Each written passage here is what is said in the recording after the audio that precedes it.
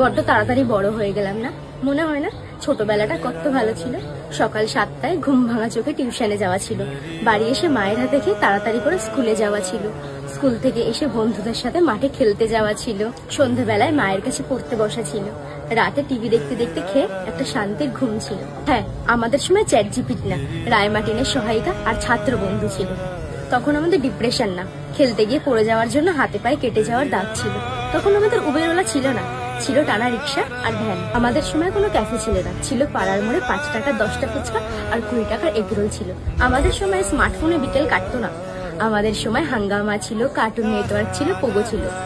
আমাদের সময় online class ছিল না, পড়তে গিয়ে স্যারের কাছে কান ধরে দাঁড়ানো আর বেতের বাড়ি ছিল। আমাদের বিকেলগুলো রিলস দেখে কাটতো লুকোচুরি, কুমির টানা, ছোঁয়াছুঁয়ি খেলে। সব শেষে ভালো থাকা ছিল। মাসের শেষে স্যালারির টাকা দিয়ে কিভাবে নিজের সব পূরণ করবো আর কিভাবে সংসার টানবো এর কোনো দোটানা ছিল।